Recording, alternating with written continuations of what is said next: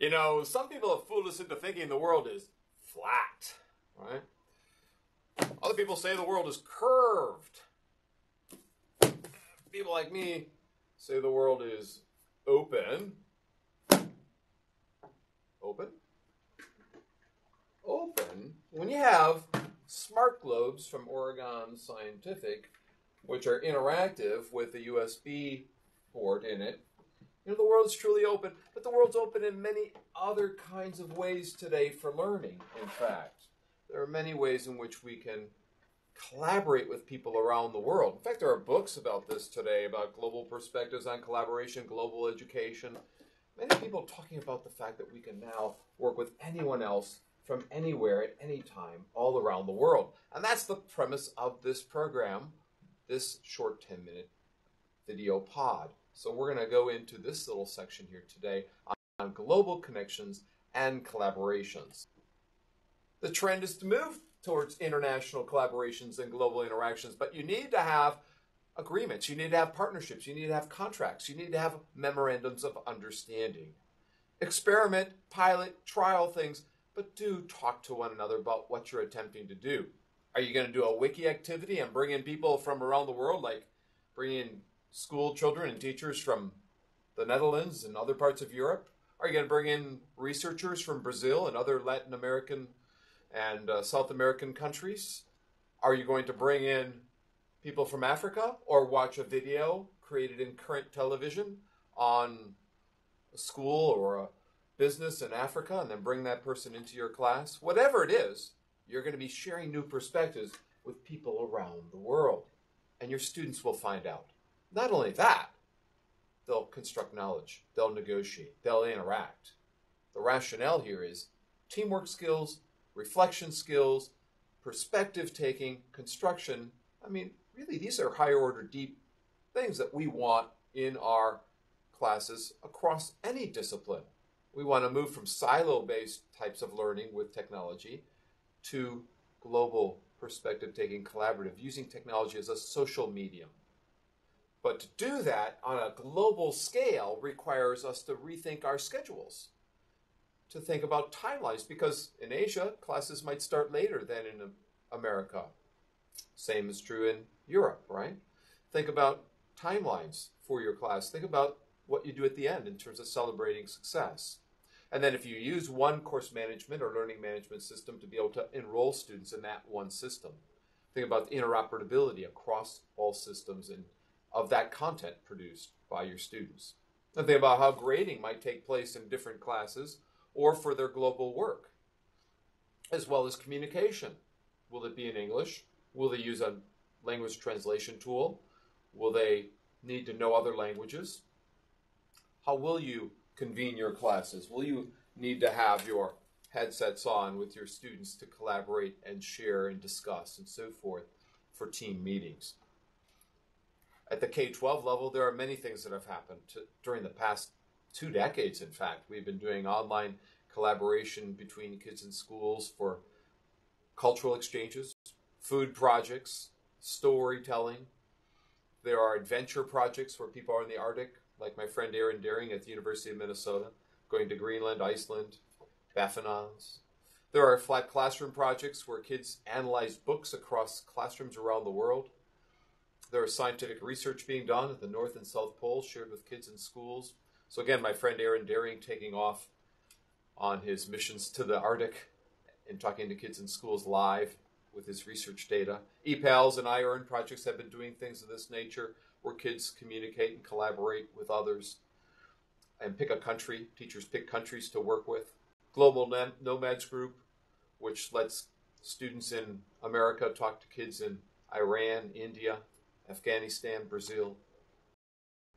The Flat Classrooms Project from Julie Lindsay and Vicki Davis, where they are located in different countries. Vicki in Georgia, Julie in Bangladeshi or China currently, or Qatar, wherever, and they analyze books together, like Thomas Friedman's World is Flat book they might analyze as a group class project. Ice Stories Project, where kids can talk to people studying the Antarctic toothfish, like Cassandra Brooks here, and ask questions while she's on her email 1 hour a day through satellite. But it's not just K-12. There's a lot happening in higher education as well, with international video conferencing, case-based learning, students solving cases online, whether it's in teacher education, business, or whatever, or doing mock tour packages for each other. Many video conferencing activities taking place with large scales. Students in Korea here in this case. Or maybe small scale, where students sitting alone on vacation or on a remote site. Maybe they're located in a remote part of Alaska or Russia or somewhere. Or having a case writer planted in a business, sending back a case for students to solve in a live class like James Thoric's classes do in Massachusetts. Or maybe having global teams solving problems where their paired students are given a case to solve, pairs coming from different campuses. Or at the University of Illinois, they do mock tour packages for other students around the world, for students in Korea and other places to take on. You have many kinds of things that you can do online for collaboration today, whether it's photo media, engineering competition, computer science competitions. You might find ideas in Merlot. Go to merlot.org for ideas for your discipline. Once you do, you might explore them. My friend Rick Bennett does online photo media in the Omnium project from the University of New South Wales with creative wave competitions, he calls them. Other people have engineering classes, computer science classes, where students in Columbia University work with students in Sweden and India and Netherlands to solve problems, or computer game jams, or electronic war game collaborations, students designing games in different locations around the world, competing with one another. Or maybe writing books, wiki books, or doing glossaries together, or lesson plans, simulations, games. Maybe bringing in guest experts from around the world in virtual collaborations. Online rhetoric projects from Stanford with students coming from other countries around the world. Wiki books I mentioned. My students have been doing this with students from University of Houston and Hawaii, Grace Lynn at Hawaii, my friend Mimi Lee at Houston, other places. We've been doing wiki book projects for a number of years. Students collaborating with students in China, Malaysia, Korea. You name it, you can do this in wiki books. Or maybe having your students write a book for someone in another country, right? So you might do that as well in the Global Text Project, writing books for third world countries. Maybe bringing students into your classes like in virtual worlds, having students explore virtual worlds as teams. Class meetings in virtual worlds, hot tub chats with guest authors. You could have all sorts of things in virtual worlds that are team-based. Maybe it's emergency room preparedness training for medical people. Maybe bringing people in for webinars that might be guest experts in your classes that you might be reading about, and then you bring them in from all around the world. Whatever it is, determine your schedule. Make sure that all instructors agree on that schedule. Check out the sites that you're going to be using. Check out the technology. Make sure your students might be in China, can access it, maybe through a proxy server. Make sure they're familiar with it. Get them to introduce each other through ice-breaking activities. Post up their profiles with one another, and then experiment with one or two technologies. Not too many. Maybe try a wiki or try a blog. Get them in a social networking account like Twitter or Facebook.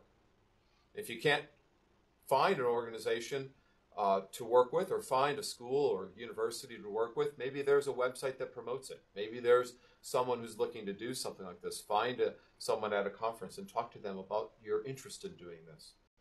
And then when you've done it, present back at that conference so people can be aware of what you're doing. The more you present to others, the more likely you'll get people saying, hey, let's try this out, let's do this. So look up professional organizations in your discipline. Look for mentors and experts. Maybe invite them in for a symposia or some kind of colloquia with experts around the world. Maybe attend a global conference like Global Time, Global Learn, go to EDUCAUSE or Eden or something to that effect. The time is ripe for trying something like this out. Time is ripe for taking your students on a spin around the world with you. Do some collaboration with students in Chile or Australia or Africa or wherever you might want to land, maybe even Canada, right? So find a place that might be willing, interested. Miss Fiji, for instance. You wouldn't believe the excitement that can happen in your classes when you do online collaboration. So try it out. Hopefully you're convinced to try this. Hopefully you'll collaborate. Collaborate or die. Take a chance. Good luck with you.